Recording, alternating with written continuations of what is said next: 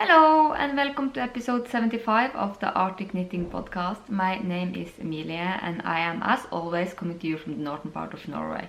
Thank you so much for taking some time out of your day to spend here with me. We are going to talk about knitting and some spinning and life in general today. I don't have any weaving and basically it's a knitting podcast, Arctic Knitting, it's in the name. So we're going to talk about knitting, but before that I have a few announcements that I want to share with you. If you go in the diddle-do down below, you can see where you can find me and where you can support me. There's a Ko-fi link there. There is also a link to my store where I sell my hand-dyed yarn, and the store is currently open. There in the store you can sign up for the newsletter, and there is also a link in the down bar to my Ravelry designer page where you can buy my patterns. And speaking about patterns, thank you so much to everyone who has bought a pattern for the Narvik mittens. It makes me so happy when people like what I'm designing, and if you are knitting these mittens or any other of my design, be sure to use the Arctic Knitting Design hashtag over on Instagram. I really love to see what you do with it. But yeah, everything is linked down below. There are both yarn and some spinning fiber, Polwarth over in the store, and you can just check it out if you want. And I will talk more about life in general at the end. I know some of you are a little bit curious about what's going on other places in the world with this pandemic going on, but I'm going to save that last just because I think some of us might have a little need to think about something else for a while. So we are going to talk about knitting, and then you can turn off when I go over to life in general if you do not wish to see that part. We are going to start with finished objects, and I actually have one, and I'm wearing it. I have knitted a pair of socks. I have called them the Winding Roads socks. Give me a minute and I'll go pick up the rest of the yarn and the ball band to show you. Okay, so the yarn that I have been using for this is Fjord Fibres. It's a hand-dyed yarn by my good friend Gilly in Bergen in Norway. This is the color Cinnamon Crumble, 80% wool and 20% polyester. Here's her logo. And this is 350 meters on 100 grams, so it's basically a heavy fingering weight. Yeah, it's Norwegian wool, and this is the color Cinnamon Crumble, which was, I think I got this in her advent calendar. I have quite a bit of a yarn that I have bought directly from her, but I think this was from the calendar that you got a big skein on Christmas Eve, or on Christmas Day, I'm not sure. So this is the color. The reason that it's skeined like this is that I skeined this on Christmas Eve when I opened it. I skeined this and I wasn't at home, and it wasn't this Christmas, it was 2018. So I skeined it right away and I cast it on, and I knitted quite a bit. I think I knitted the whole leg of a sock. And the plan was to make a design, and then it just didn't happen. So I basically put it away somewhere, and then I took it up now this week, and I think it's probably been like a year since I put it away, and I couldn't figure out what I was thinking. I didn't remember what I had planned, so I ripped it out and designed these socks. This is the same sort of fake cable thing that is on my Winding Roads hat. So these are the Winding Road socks, and they are up in my store when this video comes out. I just did the last editing on them today. They have, it's a top down sock. So you start with casting on, and then you knit. I use 10 rounds of ribbing, but I know that some prefer more. Then you have a leg that is this fake cable thing. Then there's a heel flap and gusset, but of course if you are more into the fish lips kiss heel or German short row heel or another type of heel, there's no problem using whatever heel you prefer in this, but I have written the instructions for a heel flap and gusset, which is the same heel flap and gusset that my grandma taught me. You can see it has a bit of structure on the heel flap. And it has basically this called a wedge toe, where you just decrease here and here. There's no, it's not a rounded toe. If I lay it flat, you might be able to see what I mean. This is what the toe looks like. I really love this, and I really enjoy knitting that kind of pattern because it looks more intricate than it is, and it's more fun than just knitting knits and pearls in some sort of structure or knitting stockinette. But at the same time, I can do this, no problems doing this while talking to people. There's only the first few rounds when you start a pattern that you have to pay really close attention. You don't have to pay really close attention then either, but you have to sort of get it. It's like when you know a color word chart, knitted it several times. When I like the Marius pattern, I still have to check the first line about that. But after I have like the foundation line, I can do that pattern without actually having the pattern. It's the same with these socks. When I have first knitted the first row, I can knit the whole sock without going back to check the chart. But of course there is a chart in the pattern. And as I said, the pattern is up on Ravelry, and you can buy it right now and get a 30% discount with using the code 30 off. And there is also like a collection with, there's a collection where you have this and the hat pattern together, and the discount will work for the hat pattern and for the collection as well.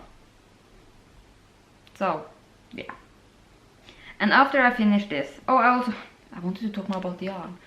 As I said, this is yarn dyed by my good friend Gilly from Pure Fibres in Bergen. This is the kind of base that I have been wanting to carry in my shop, but I haven't been able to find something as good as this. This is 350 meters wool nylon content, and I want something like a fingering weight wool nylon in my store, and she has it, and it's absolutely gorgeous. I have been using these socks for 3 days now, I think, 2 days. I'm just home. It's not like I put them in shoes. We don't wear shoes inside in Norway because that, why would you? Anyway, they are really warm. I am the kind of person who's I always have, my feet are always freezing, but not when I have socks from this yarn. And I have quite a bit of yarn from her, so I'm going to make more socks from that. I think I'll also make this in a merino nylon sock blend of one of my hand dyed. I might use that to make myself a pair of these socks. But to be honest, I prefer non-superwash Norwegian wool with nylon for socks. The reason that I haven't been able to carrying this sort of yarn in my store is that there isn't many mills in Norway which spin yarns that are as thin as this. Normally it's like Finul is about as thin as they can go.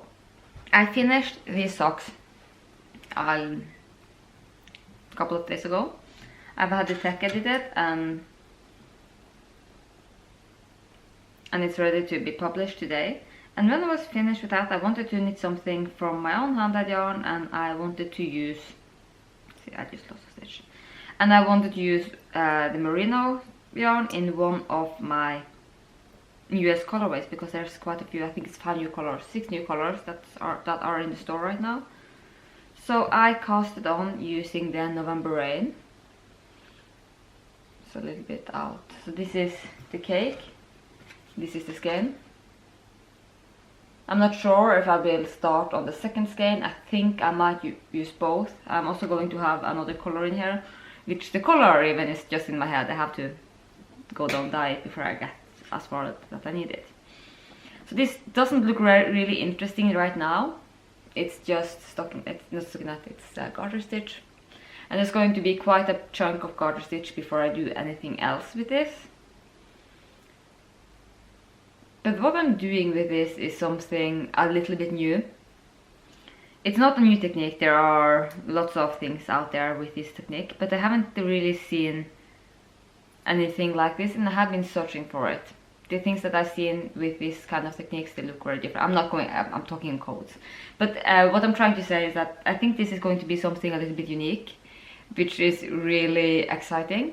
And I'm really excited and terrified to get to that part, because no one has done this before, or it's not that revolutionary, but I haven't seen anything that looks anything like this before, which either means that no one has thought about it, but it could also mean that it doesn't work. There might be a reason that no one else has been doing this, but we'll just have to see. I have a backup plan just in case it doesn't work out as I want, so we'll have to see. It's going to be a triangular shawl, and I really love how this yarn is knitting up. And I'm going to combine it with,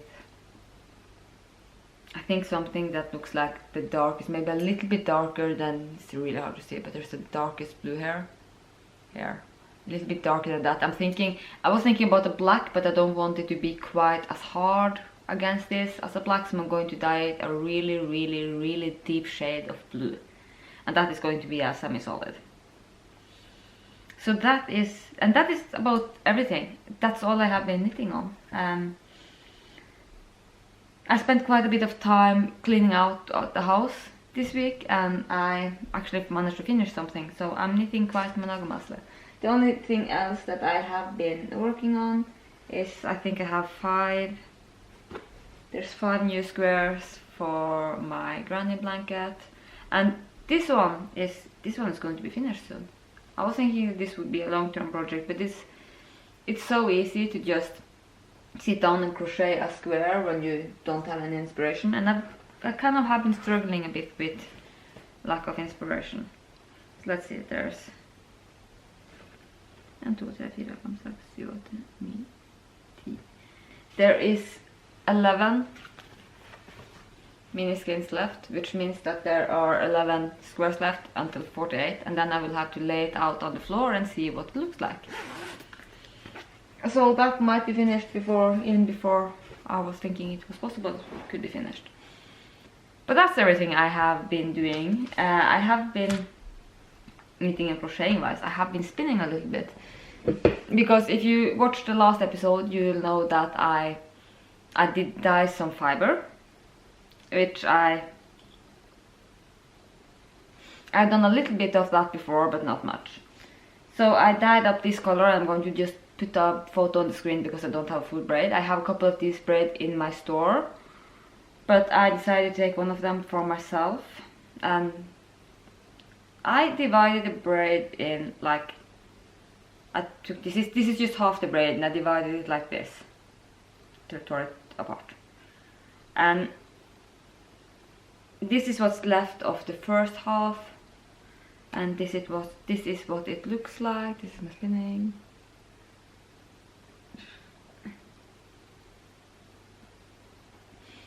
And yeah, I don't know really what else to say about this. When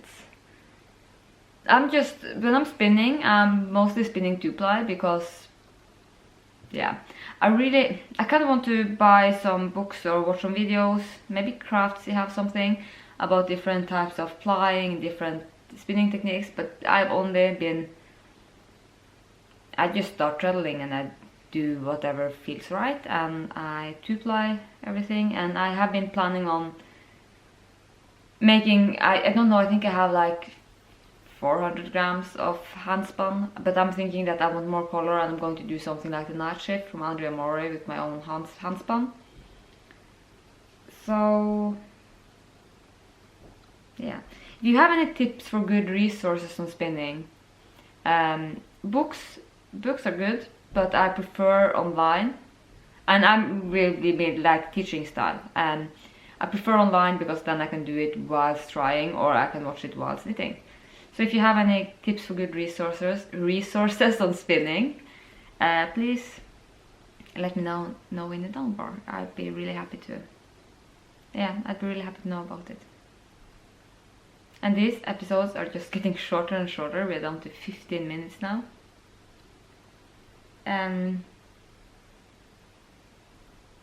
Yeah, let's just talk a little bit about what I'm planning to do. I have this shawl that is my next design, so that's like my #1 priority right now. And also I have quite a bit of projects, but they don't really inspire me, and I'm not going to beat myself up over that. I'm just going to leave it be. It's fine. I think I might, because I have quite a bit of projects in the corner here with my sofa. I think I'm going to carry everything of that upstairs to the guest bedroom again, where I had the rest of my works in progress, and I'm just going to clear out this corner and have whatever I'm working on here. I have done that before, and what happens is that I take down one project, and it's not like I'm casting on everything, but I go upstairs and I find one project and I work. It's just easier to decide because, I don't know, it's just my head. I might also try to make a list of my works in progress, because that is also one of those things that are making it easier to finish them, at least for me. Because what I do is that I write a list, either on my phone, but mostly I use paper, and I write a list and I number them. And this sounds really... my friends are laughing at me for this. But sometimes I feel like I want to knit, but I don't know what I want to knit on, and nothing really inspires me, but I need to do something with my hands. So what I then do is that I pull out that list and I use the random number generator to pick a number, and that's the project I'm working on. I also sometimes do that when I'm really over-inspired and I want to knit and I want to crochet and I want to weave and I want to spin and I want to make Rolex and I want to dye on. So I have a list like 1 knitting, 2 crochet, 3 spinning, and I use random.org to decide what I'm going to do for the next hours, because if not, I'm just going to go, you know, when inspiration strikes, it strikes. I am also planning on cleaning out my storage area and office downstairs, because it gets messy. And yesterday I cleaned the hallway downstairs and my dye studio and another room that's just storage, and it feels so much better to have that good. So I'm thinking if I do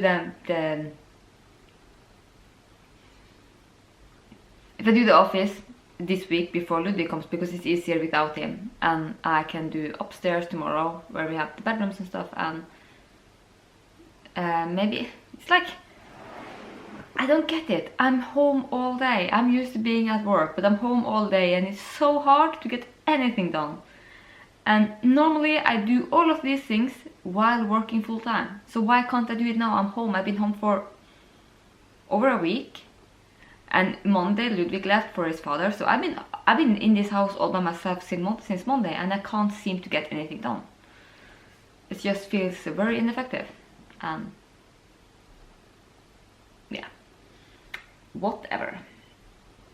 Today I actually woke up and figured that I need to do something to like move a little bit, and I've been dancing quite a bit, but I wanted to do something to get a little bit of movement into my body and to like feel like, I don't know, I just wanted to try something to see if it made me feel a little bit better, because my body is, I feel stiff, lack of inspiration and all of that things. So I was just laying in bed, because that's what I do, at least when I'm not inspired and don't want to get out of bed. I lay in bed and I was browsing Instagram stories, and I saw that Isabel from the Fluffy Fiber podcast, she had put up a story where she talked about yoga, and she recommended us, let's see, what's the name?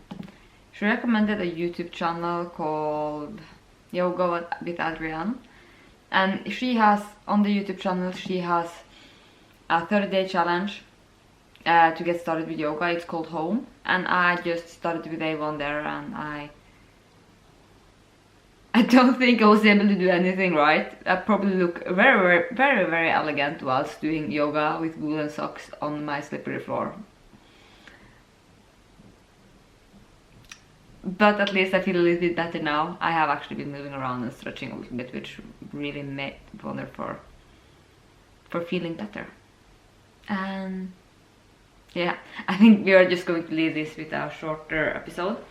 If you want to see more of my dye studio and how my days are, I am putting up some vlogs. I put up a vlog yesterday. I'm not sure if there's going to be one today, but we'll just have to see how this goes. I'm not pressuring myself into making vlogs. But if you want to see my dye studio, I cleaned it up yesterday and I was vlogging yesterday, so I'm going to link to that video as well down below and maybe up on the screen as well, so you can check that out. And it was really nice to talk with you, and if you have any questions or comments, please leave them down below, and don't hesitate to contact me on Instagram or send me an email. And as I mentioned in the beginning, you can find my hand-dyed yarn over at arcticyarns.com. You can find my patterns in my Ravelry store, which is linked below, and you can also go over to Ko-fi and buy me a cup of coffee if you want to help me keep these podcasts going, because I kind of need some new equipment, because pretty soon there I was about to start talking Norwegian. But everything is linked down below, and also if you know about anything going on online, I've been thinking about like, is there any festivals doing something online? Are there any talks? What are people doing these days when we're all stuck at home? Anyways, if there's any social stuff going on online, let me know. No, I want to join in. I'm bored, I'm home alone, and I'm not used to that. But I will see you soon. Bye.